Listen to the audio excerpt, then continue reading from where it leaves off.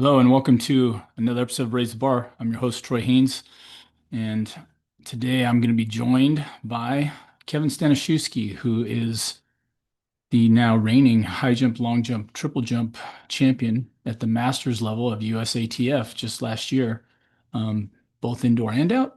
I don't know, we're going to find out from Kevin here in just a few minutes.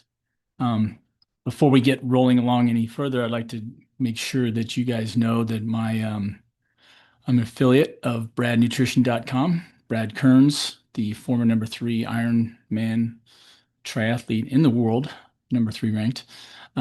He is a championer of maintaining your fitness levels, not any age, but especially as you're getting older.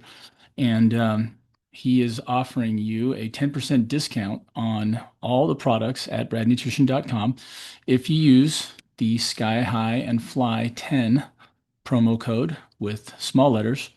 If you do that through bradnutrition.com, you get your 10%. If you use Sky High Fly, SKYHIFLY 10 in bold numbers, all caps, sorry, all caps, you will get 10% off if you use that on Amazon. So I highly recommend the whole, uh, what is it? The whey protein isolate. I highly recommend his whey protein isolate. And then there are many other supplements and other things that you can check out at bradnutrition.com. You can also listen to Brad's podcast. He's been a guest on Raise the Bar before, and he's now currently a master's athlete in track and field, doing high jump and other stuff. We've had a chance to work together. Great guy, lots of fun stuff on his podcast. It's called the Be Rad for Brad podcast. So check that out. And then we'll be back here in just a few shakes of a lamb's tail with Kevin Staniszewski. We are here on Raise the Bar, the Sky High and Fly Jump Lab podcast. And my guest today is Kevin Staniszewski. Like, how am I doing? Was that good?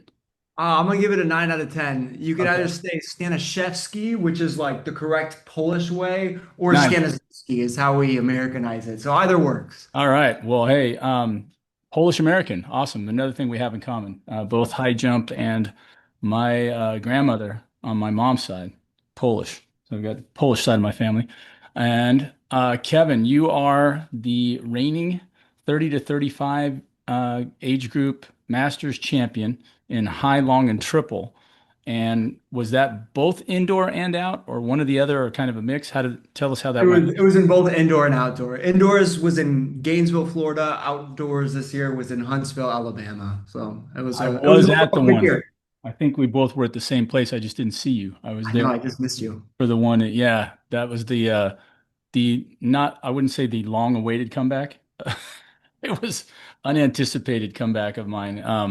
And Hey, if I recall, you came back with a silver medal though, didn't you, in your age group? yeah, I was haven't owned up to that yet. I think 5'3" was the height, and I remember jumping 5'3" in the eighth grade. So I've uh I've low proed it.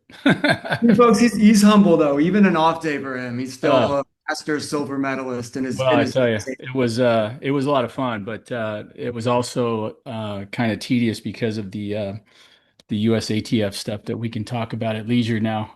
So, well, let's get some background, Kevin. You where did you grow up? You know, go to high school, and how'd you get involved in sports in general? Yeah, so I'm originally from Chicago. Dad and mom side both there. Dad is South Side, so we've got like good Chicago roots. I'd say more formidable years were in the 916 Sacramento area. Hmm. Uh, I was a multi-sport kid, and like a lot of people, I had hoop streams. I Yeah, thought I was going to be a collegiate basketball player. It was like, all over the AAU circuit, all of that. And yeah. then after a while, just I got really burnt out. Did track and field kind of on a whim my Hmm. sophomore year, more socially because I had some friends that were doing it. Right. Um, was okay. It wasn't until my senior year where I definitely developed physically and started growing into my body and Hmm. realized like, oh, these marks are pretty good. Maybe I can do this at the next level. I already Right. knew I was going to Cal Poly, and then all of a sudden, some colleges started knocking on the door. So I was a hurdler at the time. I didn't do jumps. I was just Right. like a hurdler and ran the relays. And so I ended up getting like a preferred walk-on spot, Cal Poly SLO. Um, Worked hard there. from something I am proud of was like started as a walk-on, eventually got some scholarship money, and then eventually Nice. was voted the men's team captain my senior year. Uh, Awesome. like a lot of folks, probably did a little too much volume, didn't have the right personal knowledge, ended Right. up injured. A lot of my collegiate seasons were derailed by injuries to like reach Yeah. the full potential. Went into the corporate world for like 5 years, started doing like endurance training, realized, and then all of a sudden I was playing basketball and like dunking got hard, which was always easy. I Yeah. said, this doesn't feel good. So I was Right. like, I need to stop distance training. I need to get back on the track. Hmm. I started doing that. One thing led to another. I'm like 27 now, and I was like, you know what? Like, why not try long jumping? Why not try Right. high jumping? Yeah. I always had bounce as a basketball player, and that's kind of what's led me to this master's jumping journey now, being mostly long triple and high jump, and not even hurtling anymore. So that's I, like a long-winded way of the background into where we are today, Troy. Wow. Yeah, that's a great story.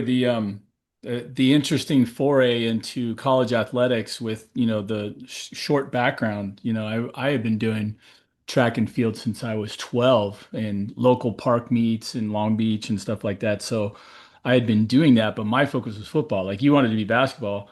I thought football, and I didn't really give up on that until my senior year. I was just still kind of scrawny, 6'3", 180.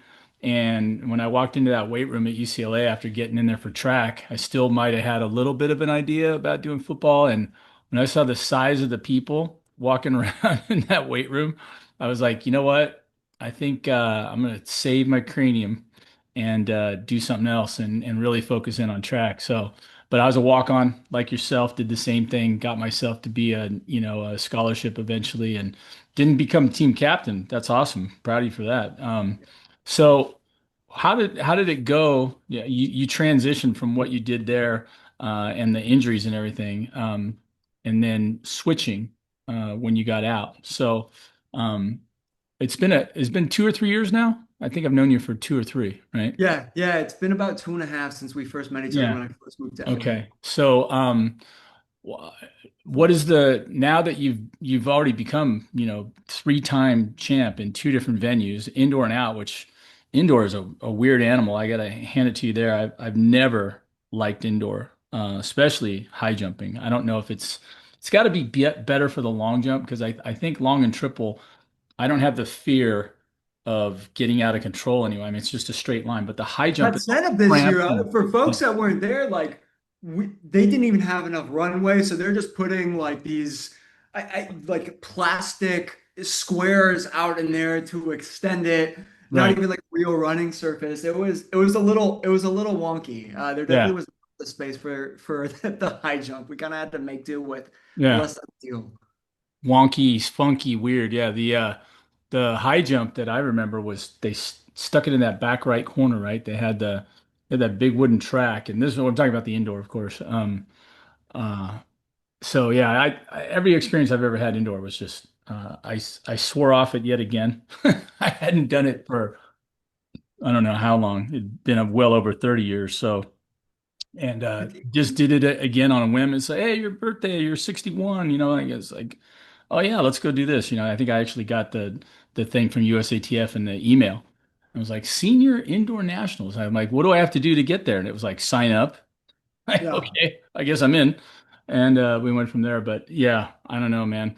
But that's What do you exactly it, Troy. I mean, this can take us on a tangent, but like, look, you're 61. You still move really, like, for those that haven't seen Troy Haynes go out there and like demonstrate high jump, he still moves really well.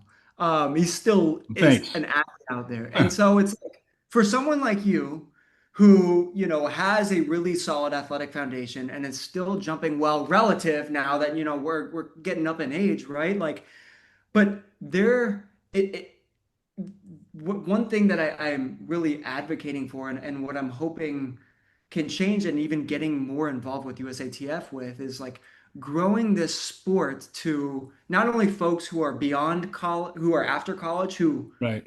aren't quite at the professional level, because I wasn't. I was good. I competed in college. I could do one, but I was by no means a professional. and then allowing them an outlet to continue to compete and do the sport that they love, or Right. even if you just did in high school and then continue in your adult years and not have to find it at age 61 and be like, Right. oh shoot, there's still meets for me, Yeah. right? Like there are. It just needs to be more in people's faces. The marketing Yeah. needs to have a broader reach because a lot of people who are great athletes who go on to the real world and have real jobs Yeah. can keep doing the sport that they love. Yeah. I mean, that's the issue for everybody in a lot of ways, right? I mean, if you're a basketballer in high school and you don't make your junior college or college team, but you still like to play, you're going to go down to the rec and play on the weekends, right? Little pickup, Of course. 5-on-5, you may join a men's league, whatever. And you can pick almost any sport in that. My quickest way to make money is to start a running club because I keep Yeah. I go, if you want to get the people that are the distance crazies like you're talking about, the ones that are just going to do, they go, hey, I didn't run 10 miles today. I feel guilty. I should run 20 miles tomorrow. And you're just like, all right, well, I got a club. Sign up right here, $100 a month. They're like, okay. They want somebody to hold them accountable or someone that they can be accountable to, whatever. But for the high jump and the track and field and everything else in general, my big contention is that, for someone like yourself, who really enjoys it, it would be nice to have other people enjoy what it is that we're doing. And I envision something like even American Ninja, where you go out and they have I've seen one of those where they literally have they transform whatever they do. They got their roving vans, right? They show up, they set it up, and it's fully functional. There's a lot of pieces to that when you watch them, the obstacle course and everything they do. But it's just that one thing, right? You have to run up the wall at the end, and but they have all these local interest stories. You've got the gym teacher that he's still in shape, he used to do this, and you got this young kid, this girl that can do that, and you're just like, this is amazing, and they do a great job of marketing and everything else. I'm like, maybe we need to create something like that, for track and field where, people can see the fact that it's highly athletic, it's very what do you want to call it? It's very technical in a lot of ways. Running fast is running fast, but once you start putting hurdles out there, you got to make handoffs in a relay, or you got to throw something or jump over something. As we both know it's very technical and it's not as easy as it looks, right? Right. So I don't know. I'm kind of bemoaning the what I'm calling the death of track and field in that I think I was telling you a couple weeks ago I was looking for it was a couple months ago. I'm looking for UCLA playing. I forget who they were playing, but it was the NC2A baseball tournament, right? And they were in the Final Four. So they made the College World Series, and I'm like, great. Where do I find it? And I literally looked and looked and looked, and I on my ESPN app, I'm going college sports. This I couldn't find baseball, which was amazing. I was thinking this will be easy, and I finally found it under other college sports, and I found the game, and I taped it on Hulu. I'm like, whew, okay, I can watch it. But all through that journey, I never once saw anything about track and field, and it kind of occurred to me, I'm like, did I even see track anywhere? And I went back and I tried to find it on my ESPN Sports app, and I could not find track and field anywhere, and I'm like, what are the meets coming up? Do we have any stories about it? And nil, nothing. So that's what I'm coming at it from is just saying, hey, how do we, I don't know, how can we change it? How can we grow it? Like you said. You bring up some good points, and I think there's two things that I think would instantly help. Is the first one I'm going to caveat and basically say like I think track and field athletes are the best athletes. I Hmm. grew up playing, I grew up playing soccer, basketball, football, everything under the sun.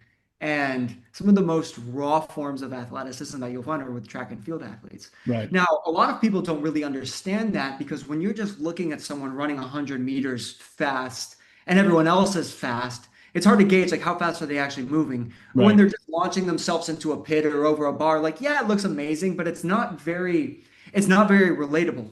Now, one thing that they did with Barshim that I'm like, we need to do more of things like this is there was an image taken of him of where he was at his apex on a high jump, and they put it next to a basketball hoop, and he was basically dipping invertedly, where like it was almost like his head could Yeah. have reversed gone into the rim. His own head, Right. like he could have flipped into the rim. Right. And that level of bounce and athleticism, when you put it like that and Yeah. you market that, I think more people are going to say, "Holy smokes, this guy is jumping like Yeah. unlike anything I've ever seen before. I want to watch this." Or Matthew Bowling, like I think it was during the pandemic. Like he did a good job marketing when he was long jumping. He put a bunch of cups out there. When you're just jumping in the sand, it looks like you're just going far in the Right. sand.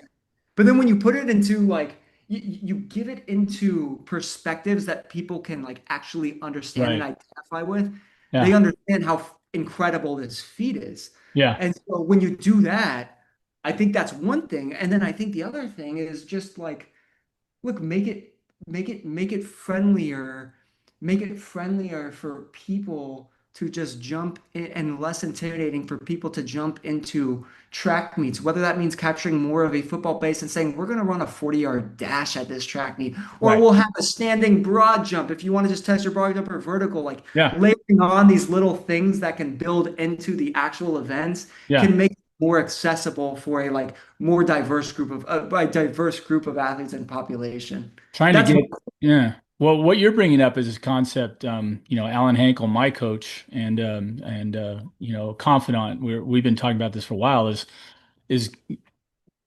the people that love track and field are going to find it and watch it no matter right. what, right?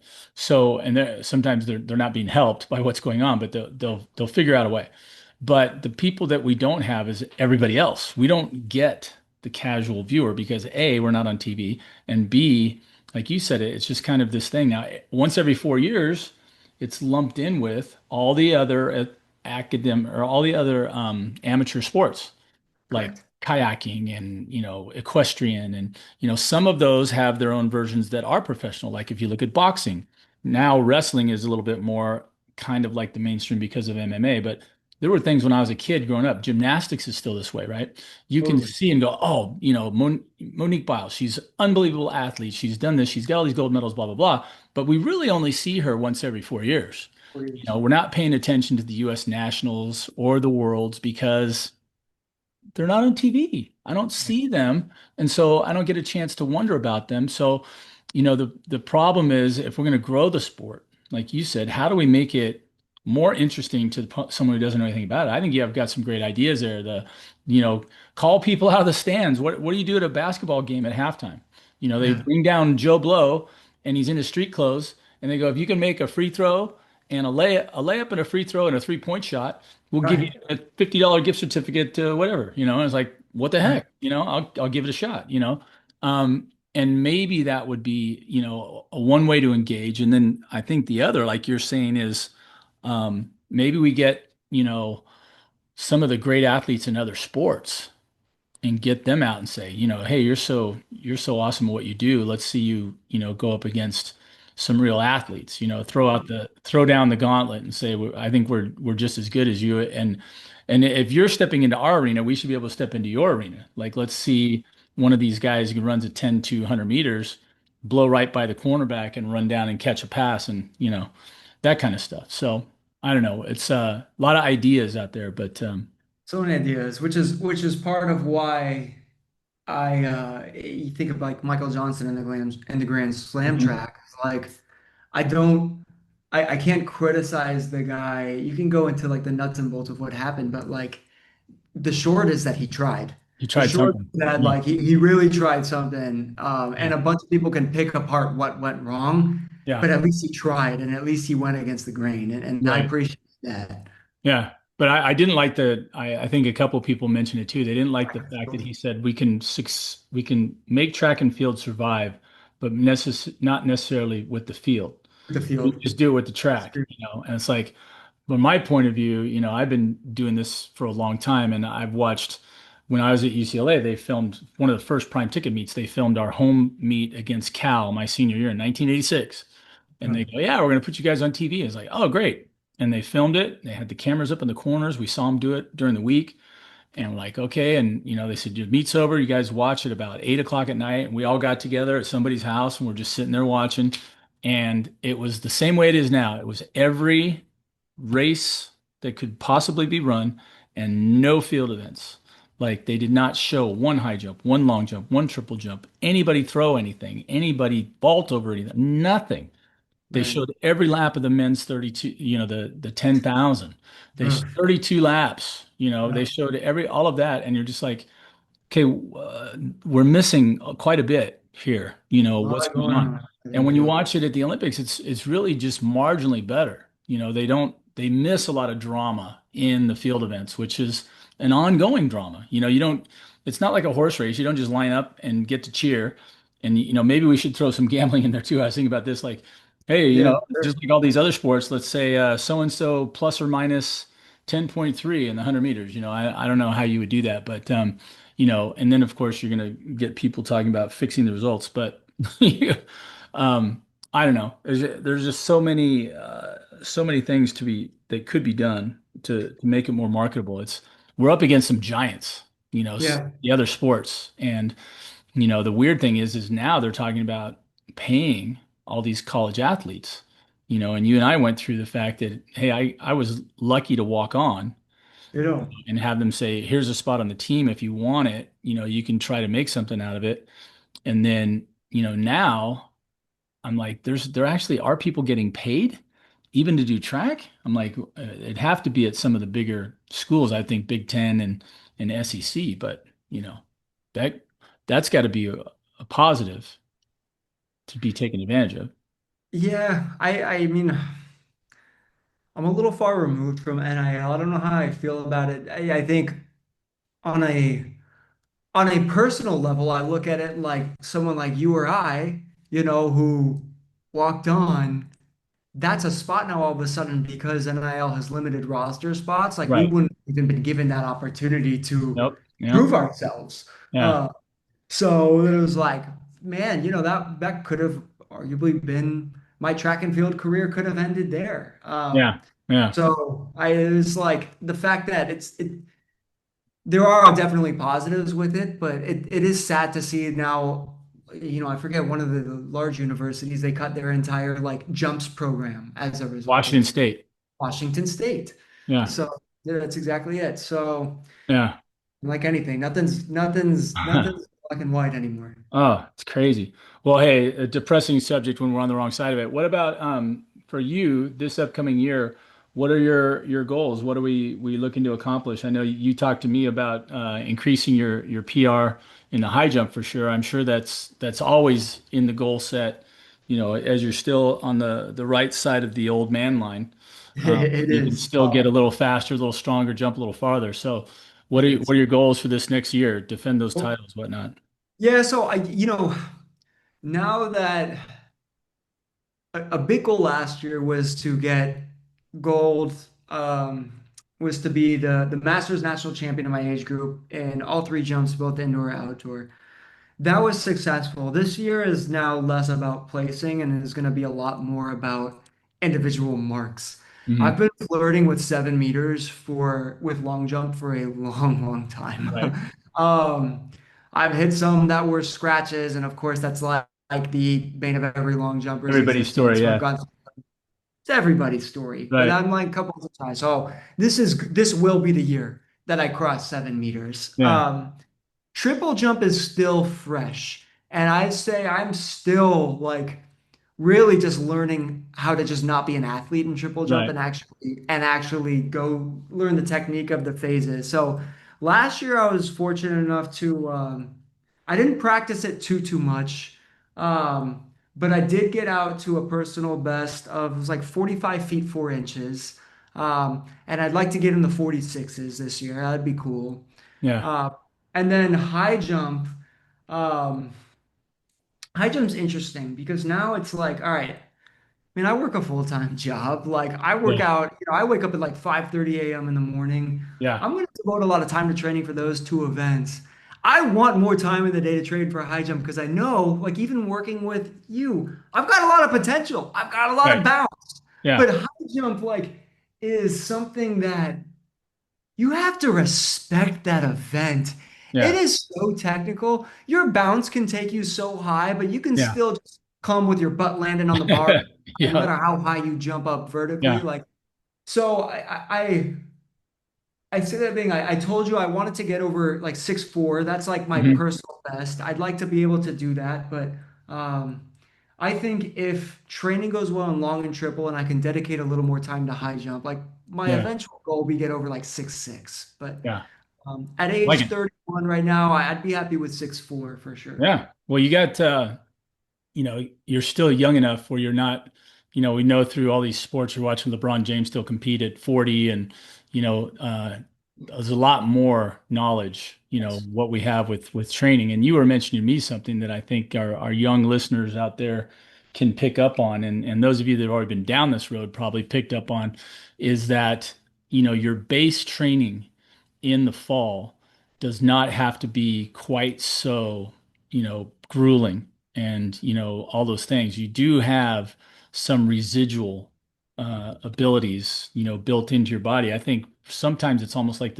a reawakening where your Yeah. muscles are like sleeping and then you go, hey, we're going to start doing this base stuff again. And it's almost like they just blow up, and they go, oh, okay, I remember how to do that, so Yeah. they just kind of come back with a little bit of prodding. Now, to get back up to the higher levels, yeah, you got to still work and drive your way up there, but you might not be starting as far down as you think, right? Yeah. And then Yeah.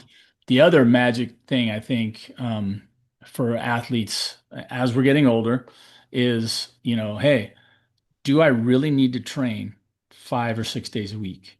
Yeah. Can I possibly? I mean, life intervenes. You got married a couple years ago. It's a couple years now. How long have you and your bride been married? Yeah, yeah, it's been about 2.5 years now. Two and So a half years. Shortly after I met you, you got married. Have you guys been talking kids or anything like that? Or are you still staying away? no, we're still undecided on that. We go back and forth, but Yeah. and also part of that is because like we both I love track and field. I love to surf. In the off season love playing beach volleyball. My Yeah. wife, she's a competitive beach volleyball player. She's Yeah. also an ultra runner. Like she Yeah. ran a 100-mile race like and kicked ass doing it. Wow. So Yeah. we have a lot of passions that take up a lot of time. Yeah. We're very dialed into that, and you throw a kid into the Yeah. equation. I'm sure we Definitely. will. I think that we're just like right now. While our bodies are still physically enabled, we Yeah. both enjoy outside of our Absolutely. bodies doing those things. I get it. I pushed those limits for as long as I could, and I got to a place where I was like, I just can't. And I think that's the other thing we're talking about amateur athletics. If you're not being paid, then you're footing your own bills. So, Right, right. like you mentioned, you got a 9 to 5er. You got to do your job. You got to pay. And living here in California, we got to work a little harder than everybody else because it's just more expensive here. So yeah, Absolutely. it's difficult. But between your the amount of time that you can spend and the technicalness, right there, and the base. The other thing I think is just sheer volume, where I think I've told this story on the podcast before. One of my teammates at UCLA was Lee Balkin, and Lee Balkin jumped 7'3" in high school, still holds the state meet record at 7'3". It's not the state record, but he's the one who jumped the highest when it counted at the state meet, 7'3". And, he graduated off the team at UCLA in the Olympic year in '84. So I had 2 more years, but I got to train with him for 2 years. And after he left UCLA, he jumped really high. He got up to 7'6", 7'7". And I remember talking to him. And, when I saw Lee, he could jump 7 feet or 7'2". Towards the end of the year, he'd usually put together something that would get him to NC2As. He jumped 7'4". He had that ability. He always had bad ankles. And he Yeah. also told me that I said, hey, how is it that you're jumping so much higher this year? And he goes, Troy, I'm just not jumping as much. I'm not training as hard or as often, And I was like, huh. And I still, I think, overtrained, through to the end of my career. And then, I remember taking a couple years off and going back out one time for a dunk contest. I was working at Calvary Chapel High School in Costa Mesa, and I was 28. And the basketball team, they got some of their guys out there, and they go, "Hey, let's do this dunk contest." There's this new young teacher on the staff who's a 6'5" volleyball player like you, had great hops, and he came out dressed like Grandmama. If you remember, Yeah. who was the player from UNLV, Larry Johnson. He comes out dressed up like Grandmama to do a couple of his dunks, and I remember I had lost some weight and hadn't been jumping for a while, but I just was super explosive. Like I had Sounds tremendous pop. I was just like, sounds where was this? And I think I was constantly just grinding myself so hard that, I think I was paying Peter and robbing Paul, taking it backwards, putting so much work in that it was almost detrimental. So, so Troy, there is a real the addition by subtraction concept, mhm. especially as you get older, is so incredibly real. And I Yeah, hope your like younger listeners listen to this too, is that, you're right. You don't need to be on the track 6 days a week right. to to get better. You can make do with that in high school because your body's more resilient and Yeah, you can do it and you're going to get better because just you're still physically maturing. right. But and did I have to unlearn so many things? We're taught, and I think a lot of track athletes too, naturally, a lot of them will work hard. There's this camp that it's like you do have to kick them in the butt and motivate them to work harder. Right, But then there's this other camp where it's like you're naturally driven. And I think you and I fall into that, where it's like we're going to do ourselves a disservice if we keep going. right. And I really learned that as an adult when I got back into the sport. My coach, his name's Raul Delisle. He's a world champion for his master's age group in the 400. He's an Mhm, absolute beast and someone who ran a left-time best, I believe, at like 38 years old, like mhm. later in life, because he learned and he was just like, I just need to do quality reps and get faster, and the rest will take care of itself. And Yeah, he had me running when I first started training again. I was just being an athlete with the jumps, but I was mostly training as a like just for sprints. yeah, Um, and he's a sprint coach, so he had me doing, he had me on the track like 3 days a week, and that was it. yeah, And he's like, trust me, it's plenty. And then all yeah, of a sudden, I'm getting faster as an yeah, adult, and I was like, huh. And yeah, then last year, I switch. I was like, okay, if I'm gonna keep jumping and just keep, I shouldn't just try to be an athlete here. I need to respect the events. So I started working with Keenan Briggs for my long and triple jump. yeah, Now he's my coach for the jumps, and he's even more in that camp where like it was like we're on the track 2 maybe 3 days a week. yeah, And I pushed back on that. And I was like, that feels weird, like Coach Keenan, that feels weird. And he's like, you're gonna get a lot of quality work. You don't need to be out here all this long. The yeah, body's going to remember, yeah, and we want our good days good. yeah, We don't want to go out here and do anything that's less than intentional and less than quality every time we're out here. yeah, And it reopened my eyes to traditional training and how we should be training, yeah, uh, and what I wish I had known when I was, in my high school and my collegiate competing years. yeah, yeah. The combination of high quality, high intensity has to be met with low volume. Correct. You cannot go high intensity, high volume, and high quality, all those things. Like I learned that lesson over and over again. And sometimes, you say you learn it, but then it didn't internalize. My senior year at UCLA, we just started doing plyometrics. In '86, there were boxes were coming out. The guy that worked at UCLA, Bob Alejo, was in the weight room. We started, doing plyos. And so I was, and I always had pop anyway, but I was like, oh, these are great. 48-inch, 54-inch, 60-inch box jumps, off 2 feet, and tubing pulls where you pull you forward, three accelerating fast steps, boom. And I was like, oh, these are great. And my body had been prepped for that with some years of lifting, and so I was able to deal with it. And my senior year, it all came together, and I had a couple really good meets, my personal best of 222, and literally like 2 weeks after that, I jumped at SC, jumped 220, which was 2.5, took good jumps at 4.5. And then I remember it was almost the next Monday. I got up out of bed and started walking, and both of my knees said, okay, we need to have a conversation. We are shutting you down. It wasn't even like, I didn't even go like, wait. It was like I went from 100% Like a to like snap of the finger, all of 20%, a sudden, yeah. 20% reserve power. It was like my body said, you cannot do this anymore. And at the time, I'm like, what do you mean? And I Right. went and got diagnosed. And they said, yeah, oh yeah, you got patellar tendonitis, both knees, dude. Yeah, And I'm yeah. like, okay, that's fantastic, but nationals are I need to coming up. jump, right? Like, I'm like, Pac-10s are coming up in two Yeah. weeks. And then after, I'm like, what are you going to do? And they're like, well, you need to stop.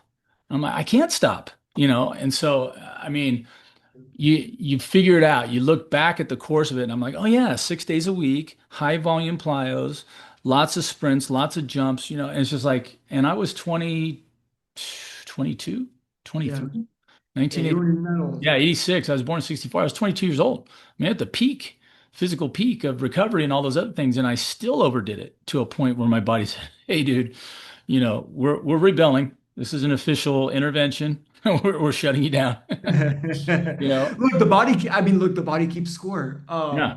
And I think there's actually something, I would argue that old school football mentality, Hmm. Navy SEALs mentality of pain is weakness leaving the body has been very detrimental to a lot of athletes, including myself, where, feeling like I can't leave this workout until I'm physically taxed, until Right. I'm limping out of there or trudging my feet. Yeah.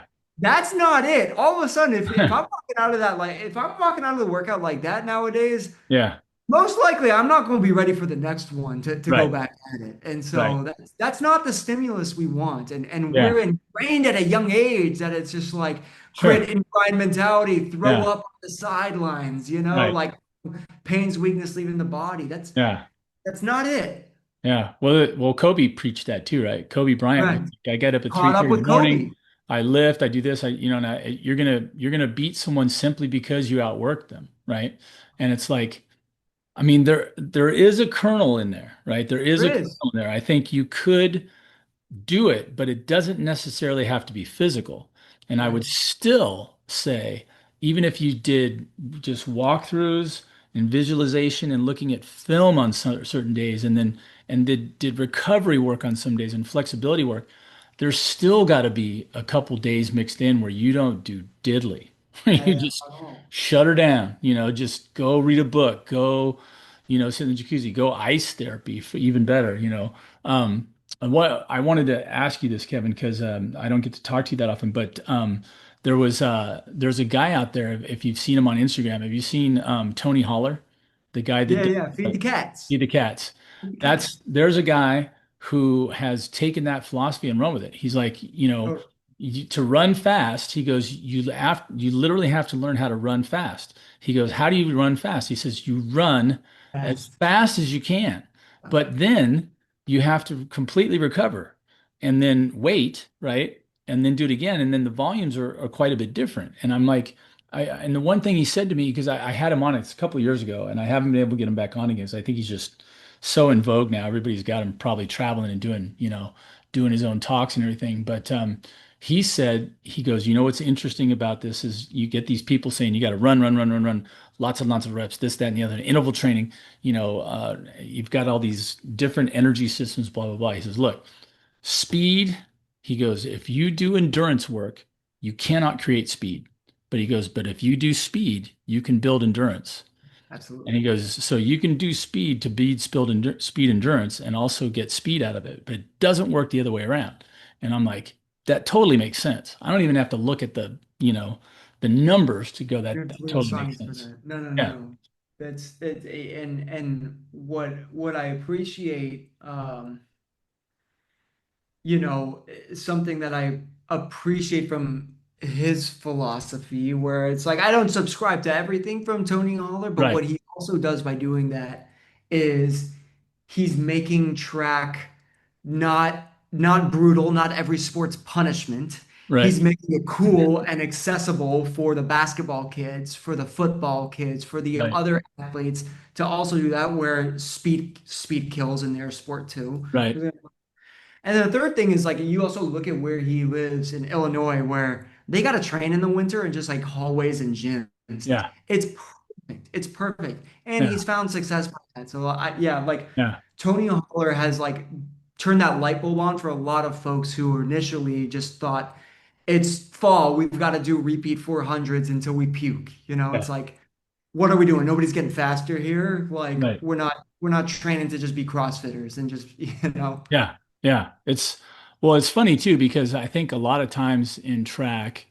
and I'm sure it works this way everywhere. It's just that the old regime really dies hard, Yeah. because you've indoctrinated everybody else. The players who become the coaches were brought up in that system, so it just kind of self-perpetuates, right? And it may take someone who's thinking outside the box or training outside the box or goes to another country and watches them do something. It's like, wow. There's one thing about Instagram that's been fabulous for me is being able to watch other jumpers and coaches and trainers from other countries. And lots of times it literally is just that because I don't understand their language at all. So I'm just watching the drills and I'm like, wow, I really like that drill. And I know exactly what I want to use it for. I can see what it's being done for and where it would fit in my training, right? So I'm like, okay, I can utilize that. And I think sometimes you just have to be, you know, uh, it's always the first couple guys that start try to do something new that gets shouted down. It's like prophet's not without honor in his hometown, right? You come up and you go, "Hey, I want to do this," and they're like, "No, man, that'll never work. You're crazy." And you just feel like, "Oh man, I thought this was a great idea," and everybody else says, "No, it's not going to work." And you tough through it and you try it out, and maybe you get some success with it or something. So Does. it's a battle, but well, I think you applying that, with it's probably helpful in some ways. Like you say, you only have so many hours in a day. Right. Working your 9 to 5. You got to see your wife every once in a while. They'll rebel, right? Absolutely. That Got quality time is important. to put in your honey time. You got to put in your work time. So, and you got to sleep. So, how many hours are there left? Right. I mean, oftentimes it's like, I love being married to another athlete because like for most people this would just be like really really strange, but like after we're in the morning, we're working out, we're doing our respective workouts. Fortunately now we both work remote. I lead a global team, and so they're all over the map. We do that remotely, and then at the end of our workday we take recovery seriously. So like we're sprawled out on our living rooms. We've each got our foam rollers, we're rolling out Yeah, our feet. Our legs are elevated up against the wall. We got yeah, compression boots as we're like watching our show and eating our yeah, dinner together. And then we're in bed watching show at 8:30. Like yeah, this is where, I mean, I'm 31 years old and I'm in bed at 8:30 happily watching a bedtime show with my wife. yeah. Most people would think that we're like nuts and just look at what we do in the evening. But it's Right. these things give us life, and Yeah, there's only so many hours in the day, and if you want to be good at what you do, you've got to respect the sport, and you've got to, like, something we haven't talked about is sleep. Oh yes, man, that yeah, is like by far and large the best yeah, drug. Where I was like, now I'm at the age where like the difference between like a 7 hour and an 8 hour night going into a workout, night yeah. and day, night and day, Yeah. pun Yeah. intended. Huge. I've been very bad at that one in particular. I used to be better when I was actually training. Now that I'm not training, I stay up late, I'm working on certain things, and then I get up early. I do try to go, get a morning workout in sometimes. I'm just like I gotta learn that one. That and the cold therapy is another one. I keep I know championing you talk for about that. I don't know if I told you, did I tell you about Brad Kearns yet? To listen to Uh-uh. Brad? Uh-uh. Yeah, he's a former Ironman triathlete, and he does it's bradkearns.com or bradnutrition.com, and then he's got a podcast called the B Rad podcast because his name's Brad. He was former number 3 in the world ranked Ironman triathlete, and he's still in amazing shape. He's 61. He does masters high jump. I've gotten to do a couple different sessions with him. Energizer Bunny, guy's all over the map. He's running around like crazy. He's a speed golfer. He's got his Wow. podcast. He's got this nutrition stuff. He's doing ads. He's pretty amazing. But some of the stuff that's come out is like, oh yeah, infrared, mitochondrial building light. I don't know. I've read up on some of that. Wa Cold water therapy, not necessarily icing. You can start with just finishing up your hot shower by starting to cool it down. The benefits are well documented of just even going just to cold tap water without getting in ice cold water, right? So yeah, that and then LeBron James is the one who's been championing sleep, right? He's been Yeah. talking about that for a while. And that's without getting into hyperbaric chambers and there's there's so much stuff. But we're benefiting from these multi-billion dollar industries that have said, hey, I've got to keep these athletes healthy, and functioning. It doesn't do me any good to pay this guy millions of dollars if he's not on the field, if he's not competing, right? And especially not even just the regular season, but when we really need them in the playoffs, I need these guys ready to go, almost like they didn't play a regular season, if possible. Well, Troy, what do we have now that we didn't, as much back in the day is like we have a lot of technology and a lot of data, and we have a lot of accessibility through social media to that. Yeah. And you had mentioned it's so visible now, some of the benefits you had mentioned to cold and to sleep. I Mhm. saw a chart where it was like a well-documented study. I forget the name of the study, but it just shows with athletic related injuries the spike in percentage of the risk that people get, the difference between 7 hours and 6 hours. Hmm. I've learned Right. for myself, shit. Like I saw that if I get 6 or 5 hours of sleep, I'm skipping the workout. It's not worth it that day. Right. It's Yeah. like, yeah, I'm gonna live to see another day. Like I'm not one, Right. I'm not gonna work out well, and then two, it's like whatever stimulus I get from this, like it's not worth the injury risk. Yeah. It's very accessible now. So that is like the one benefit I think of this like younger generation and Hmm. hopeful is how they're training. Like they have a lot more access to Yeah. this data and to these tips backed by science that we didn't. Yeah. And you can use AI to help you set up your own programs if you want. Yes. Say, hey, let's write a program. I did that a little bit of messing around with that the other day, and I was amazed that AI was almost like, wow, that sounds like fun. Let's go at it, and it starts laying out all the stuff, and I'm reading through it. I'm like, yeah, yeah, okay, let's do this, let's do that. All right, yeah, okay, and you just keep adding in information. Like, I want to put this in there, I want to put that in there, and my brain has trouble keeping. It's like playing three-dimensional chess. I'm like, okay, I want to work out, and I want to cover all these things. I want power, with Olympic lifts. And then I want to do my auxiliary stuff you and I were talking about the other day, hip flexors, adductors, deltoids, lats, whatever's my big movements that I need to work that don't necessarily work with just the power where I need from my speed and explosion. And now I also need my flexibility and I need my speed agility and I need, and you're like, you start putting out the layers, you're like, man, there's not enough hours in the day. Yeah. It doesn't work I that way, see it. and so you start feeding in these things. I almost feel like weird science where they're just feeding stuff into the computer, and at the end it goes, Yeah, Kelly LeBrock, in all her glory. You're like, wow. But it's well, like, look, I mean, like you bring up a good point with AI. First and foremost, I work for an AI company, so obviously a right, big advocate in what AI can do. But for just training, like if you're listening to this and either we're a former athlete and want to get back into it, or are like not sure where to get started, just go into ChatGPT or Anthropic or like yeah, any of these tools and ask it to tell them that what event you want to do, what your goals are, and to build a plan. And then you can ask it to get more detailed based on certain criteria or on certain days that you'd like to train. yeah, It's amazing what it yeah, spits for you. It's amazing. It's dummy yeah, proof. yeah. Well, the big thing is saving time. That's like we're saying, the commodity of time is probably the most valuable in that, I'm still working a 9 to 5 teaching. I still got to drive from Santa Monica down to Garden Grove and back. That's an hour and a half every day I can't get back. That's So not. how do I utilize that time? Can I make it even, do anything for me? I was thinking about just plugging in something in and going almost like a audio recorder to just go, hey, these are my thoughts about this, and just plug it in and synthesize it later. I need to start utilizing that time instead of just listening to sports radio or another podcast, which is, this is what we're trying to get people to hear. Well, Well, Kevin, I really appreciate your time, man. This is awesome. We gotta do like a check-in with Kevin. What's the latest with Kevin periodically um, to see how you're doing? So I think I mentioned my wife is big into beach volleyball and she's Hmm. getting me out on the sand now that I'm in my off season more. Right. So we've been doing some tournaments. I've got like one more beach volleyball tournament coming up in a couple weeks. And then we'll start getting a little bit more dialed back onto the track. Yeah.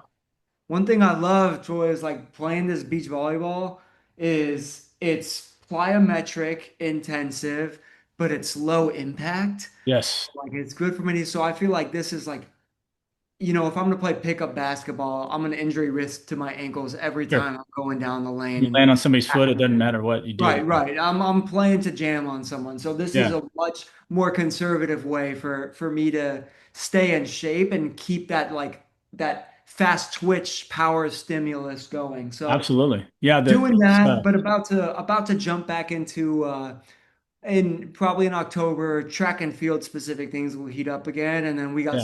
some big goals this year. Yeah, yeah. Well, hey, I'm gonna let you get back to your rest and your recovery, and enjoying your Sunday with your beautiful bride. And this is fun. We got to continue to check in and throw other things out there. I love uh, utilizing and listening to someone with different perspectives, and your insights into AI are coveted by me. I'm just kind of nudging into this, so I'm gonna have some questions for you for sure, as we lay out your training program. So Let's check in. And for anyone that's like curious to just share notes or wants to know like how do I do this as an adult and work a like full-time demanding job and balance other things, like follow me on social at Kevin Staniszewski on Instagram. Like I'm always happy to just talk shop and to compare notes with folks. So, absolutely, feel free appreciate to it. give me a follow.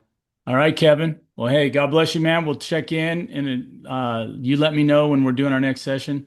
You already got your videos from the other day. I want to do I'll take at least one of the takeoffs, like I said, and show you the angle, the lean back angle that we're going to work on. And I'll try to compare it with a couple of elites so you can be like, oh, yeah. Yeah. Like you said, the numbers don't lie, right? The numbers don't lie. Guys, Coach Troy knows high jump. If you are looking to get better at jumping in the Southern California area or virtual, Virtual. the Yeah. man hit the man up. He knows what he's doing, but Coach Troy, always a pleasure. Getting Hey, really appreciate you pimping for me, Kevin. We'll talk soon, man. talk soon. All right, take care. All right, well, there you have it. Kevin Staniszewski, not a paid employee. So, but we definitely pimping for each other. He's a gas, a lot of energy, fun guy to work with, very focused and driven. And was honored to work with him last year on his high jump just a few times, and he takes those lessons to heart. So, until next time. Troy Haynes of Sky High and Fly Jump Lab signing off. It's been fun spending some time with you. Make sure that you hit the subscribe button down there on the bottom when you see this on YouTube. I think I can produce this and get it out in one shot today. And then, yeah, we will be continuing to talk with my mentor and coaching friend, Alan Hankel, and the Human Limit podcast about how do we reinvent, re-envision, and just continue to champion track and field here in the U.S. and in the world. So until next time, Troy Haynes signing off. Have a good one.